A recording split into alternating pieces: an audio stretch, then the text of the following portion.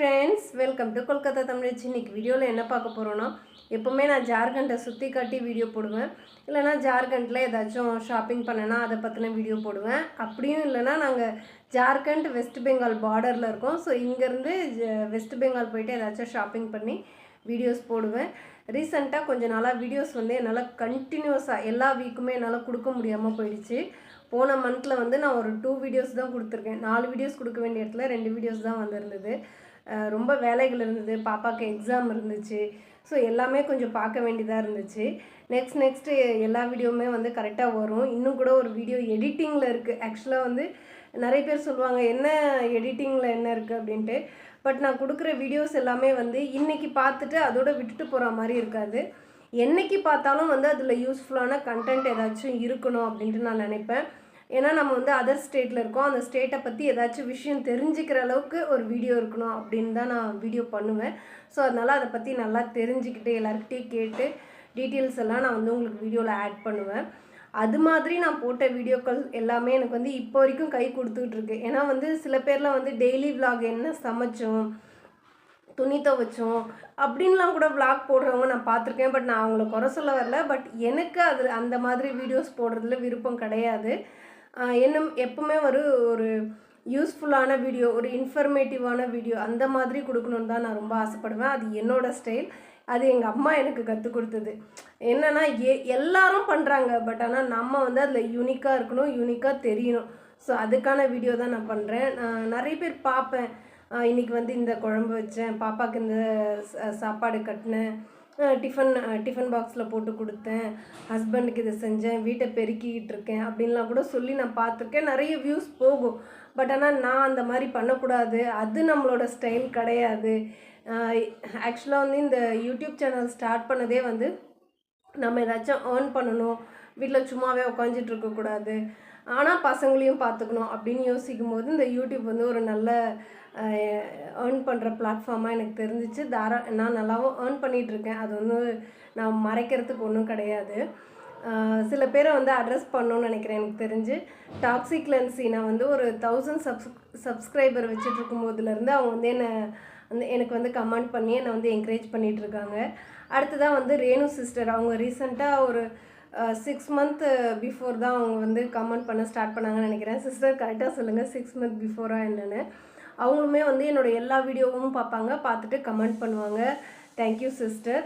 அதுக்கப்புறம் வந்து ரவிச்சந்திரன் அப்படின்ற ஒருத்தரும் வந்து கமெண்ட் பண்ணுவார். அதுக்கப்புறம் ஆறுமுகம் எஸ் அப்படின்ற ஒருத்தவங்களும் கமெண்ட் பண்ணுவாங்க. மேக்ஸிமம் நான் லைவ் வீடியோவில் வரமாட்டேன். அதை வந்து எங்கள் வீட்டில் வந்து ஒத்துக்க மாட்டாங்க. எங்கள் தம்பியோ எங்கள் அப்பாவோ அதெல்லாம் வந்து லைவில் வந்து தேவையில்லாத கமெண்ட்ஸ் ஏதாச்சும் போட்டுருவாங்களோ அப்படின்னு சொல்லிட்டு அதை நான் மேக்ஸிமம் அவாய்ட் பண்ணிவிடுவேன். லைவ் வீடியோவே நான் போட மாட்டேன். இந்த மாதிரி வீடியோஸில் தான் வந்து பேசுவேன். அப்படியே எனக்கு மேக்ஸிமம் இது வரைக்கும் வந்து பேட் கமெண்ட்ஸே வந்ததே கிடையாது. அப்படியே மீறி ஏதாச்சும் 1-2 வந்தால் கூட அது வந்து நான் கமெண்ட் வந்து பப்ளிஷ் ஆகிறதுக்கு முன்னாடியே வந்து நான் டெலீட் பண்ணிடுவேன். அதை பற்றிலாம் நான் பெருசாக கவலைப்படுறது கிடையாது. ஏதாச்சும் 1-2 வந்திருக்கும். மேபி என்ன சொல்கிறது, காய்ச்ச மரம் தான் கல்லடிப்படும் அப்படின்ற மாதிரி யாராச்சும் பண்ணுறவங்க உண்டு தான். அதை வந்து நான் டெலீட் பண்ணி விட்டுருவேன். அதுக்கப்புறம் என்ன விஷயம்னா, உங்களுக்கு எந்த மாதிரியான வீடியோஸ் வேணும் அப்படின்னு நீங்கள் கமெண்ட்டில் சொல்லுங்கள். நான் வந்து அதை அந்த மாதிரி வீடியோஸ் வந்து பண்ணுறதுக்கு முயற்சி பண்ணுறேன். அடுத்தது இப்போ யூடியூப்பில் வந்து எனக்கு நல்ல வருமானம் வந்து கிடச்சிட்ருக்கு. நான் இல்லைன்னு சொல்லவே மாட்டேன். என்னென்னா நான் வந்து என்னோடய வீடியோஸ் வந்து 7 minutes 53 seconds இருக்குன்னா கூட ஒரு 7 செகண்ட் எக்ஸ்ட்ரா பண்ணால் 8 ஹவர்ஸில் எனக்கு வந்து 2 ads வந்து வீடியோவில் ப்ளே ஆகும்.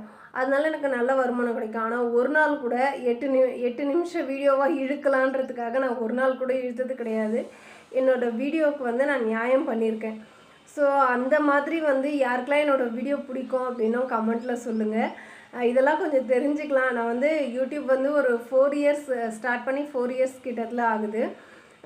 அதுக்கு எனக்கு வந்து யூடியூப் ஸ்டார்ட் பண்ணி ஒரு 1 இயர் கிட்டத்தில் வந்து மானிட்டைஸ் ஆகிடுச்சு. அதுக்கப்புறம் நான் கண்டினியூஸாக வந்து என்னோடய வீடியோஸ் வந்து வியூஸ் போகும். ஏதாச்சும் ஒரு வீடியோ வந்து நல்லா வைரல் ஆகிடும். ஸோ அதுலேருந்து எனக்கு மணி ஏர்ன் பண்ணிவிடுவேன், ஒன்றும் பிரச்சனை இல்லை. அதுக்கப்புறம் போடுற சின்ன சின்ன வீடியோ வந்து எனக்கு அப்படியே சப்போர்ட் பண்ணுற மாதிரி இருக்கும். அதாவது நான் பெருசாக ஏர்ன் பண்ணியிருப்பேன், ஒரு $100 எடுத்துகிட்ருப்பேன். அதுக்கடுத்து ஒரு $100 செய்கிறதுக்கு நான் போடுற சின்ன சின்ன வீடியோக்கள், ஷார்ட்ஸ் எல்லாம் கூட வந்து எனக்கு பல மில்லியன் வியூஸ் போயிருக்கு. நல்லா அதுலேருந்து நான் மணி ஏர்ன் பண்ணியிருக்கேன். என்னோடய சேனல் பார்க்குறவங்க யாராச்சும் யூடியூப் ஸ்டார்ட் பண்ணலாம் அப்படின்ட்டு நினைக்கிறீங்கன்னா, நல்ல கண்டென்ட் கொடுங்க. எப்போ பார்த்தாலும், அதாவது எப்போ பார்த்தாலும் மீன்ஸ் இன்றைக்கி போடுற வீடியோவை இன்னும் ஒரு 5 வருஷம் கழித்து பார்த்தா கூட அதில் ஏதாச்சும் யூஸ்ஃபுல்லான இன்ஃபர்மேஷன் இருக்கணும். நான் வந்து என்னோடய சேனலில் எந்த மாதிரியான வீடியோக்கள் அதிகமாக வியூஸ் போயிருக்குன்னா, இங்கே கொல்கத்தாவில் ஆட்டுக்கறி விலை என்ன அப்படின்னு ஒரு வீடியோ போட்டிருந்தேன். அது வந்து நல்ல படு வைரலாக போச்சு. அதுக்கப்புறம் நாங்கள் சத்தீஸ்கர் போனோம். சத்தீஸ்கரில் ஆட்டுக்கறி விலை என்ன அப்படின்ட்டு போட்டேன். அதுவுமே நல்லா வைரலாச்சு. அதுக்கப்புறம் வந்து காசி போயிருந்தப்போ பனாரஸ் பட்டு வாங்கியிருந்தேன். அதை பற்றின வீடியோ போட்டிருந்தேன். அதுவும் நல்லா வைரலாச்சு. அது மாதிரி வந்து வைரலாச்சு மீன்ஸ் அதுலேருந்து $100க்கும் அதிகமான பணம் வந்து ஒரே ஒரு பேமெண்ட்டை ஒரு வீடியோஸ்லேருந்தே நான் எடுத்திருக்கேன். அந்த மாதிரிலாம் எனக்கு கிடச்சிருக்கு. அதே மாதிரி ஷார்ட்ஸ் வீடியோஸும் சரி, ஒரு வீடியோவுக்கு $10 $20 கூட நான் எடுத்திருக்கேன். நல்ல கண்டென்ட்டாக கொடுங்க, அர்த்தம் இருக்கணும். சில பேர் வந்து அர்த்தமே இருக்காது அந்த வீடியோவில், எதுவுமே அதுலேருந்து எடுத்துக்கிறதுக்கு விஷயமே இருக்காது. ஸோ அந்த மாதிரியான கண்டென்ட்லாம் கொடுப்பாங்க. நான் வந்து ஏதாச்சும் பொருள் வாங்கினா கூட என் சேனலில் வந்து இதுதான் வரும், இந்த மாதிரியான வீடியோஸ் வராது அப்படிலாம் கிடையாது. என்னோடய சேனலில் ஒன்றே ஒன்று தான் வராது. என்ன சொல்லுவாங்க, க்ளம்ஸியாக வீட்டு வேலை செஞ்சுக்கிட்டு அதை பற்றின வீடியோஸ் மட்டும் மேக்ஸிமம் இருக்கவே இருக்காது. எந்த பொருள் வாங்கினாலும் ரிவ்யூ பண்ணுவேன், எங்கே வெளியில் போனாலும் அதை சுற்றி காட்டுவேன். அதுக்கப்புறம் வந்து டிரான்ஸ்லேஷன் வீடியோ இருக்கும். அதாவது நாங்கள் வெஸ்ட் பெங்காலில் இருக்கும்போது Tamil to Bengali translation video போட்டிருந்தேன். இப்போது வரைக்கும் அதுக்கு வியூஸ் போயிட்டுருக்கு. அதுக்கப்புறம் வந்து அமேசானில் லிக்விட் ஒன்று வாங்கியிருந்தேன். அந்த துணி துவைக்கிற லிக்விட், அதை பற்றின வீடியோ போட்டேன். அது இப்போ வரைக்கும் வியூஸ் போயிட்டுருக்கு. அது மாதிரி வந்து எனக்கு நிறைய வீடியோக்கள் வந்து திடீர்னு பார்த்தா யூடியூப்பில் எப்படி மானிட்டைஸ் பண்ணுறது, எந்த மாதிரி வீடியோ போடலாம் அப்படின்னு போடுவேன். அதுவும் இப்போ வரைக்கும் எனக்கு வியூஸ் போயிட்டுருக்கு. முருகருக்கு வேண்டிக்கிட்டு மொட்டை அடிச்சிருந்தேன். அதுவும் இப்போ வரைக்கும் எனக்கு வியூஸ் போயிட்டுருக்கு. அது மாதிரி என்னோடய சேனலில் வந்து நான் உங்களுக்கு வேணால் கூட சைடில் கூட அட்டாச் பண்ணுறேன். என்னோடய வீடியோஸ் வந்து தினமுமே வந்து ஒரு 600 700 வந்து வீடியோஸ், லாங் வீடியோஸ் வியூஸ் போகும். ஒரு 1.5 லட்சத்துக்கிட்ட வந்து எனக்கு எவ்ரிடே வந்து ஷார்ட்ஸ் வியூஸும் போகும். அதனால தான் என்னால் மணி வந்து ஏர்ன் பண்ண முடியுது. அதாவது நான் இன்றைக்கி போடுற வீடியோஸ் மட்டும் இல்லை, நான் பழைய வீடியோஸ் கூட இப்போ வரைக்கும் எனக்கு வந்து வியூஸ் போயிட்டுருக்கு. அதுக்கு காரணம் என்னென்னா வீடியோவோட குவாலிட்டினா அந்த பிரைட்டாக தெரியறது அந்த மாதிரி கிடையாது. வீடியோவில் இருக்க விஷயம் வந்து எல்லாருக்கும் யூஸ்ஃபுல்லாகிற மாதிரியான வீடியோக்கள் தான் நான் கொடுத்துருக்கேன். ஓகே ஃப்ரெண்ட்ஸ், இதுக்கு மேலே நல்ல நல்ல வீடியோஸ் எல்லாம் வரும்.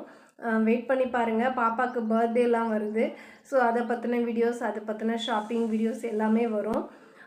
ஓகே ஃப்ரெண்ட்ஸ், நான் உங்களை இன்னொரு வீடியோவில் சந்திக்கிறேன். பாய்.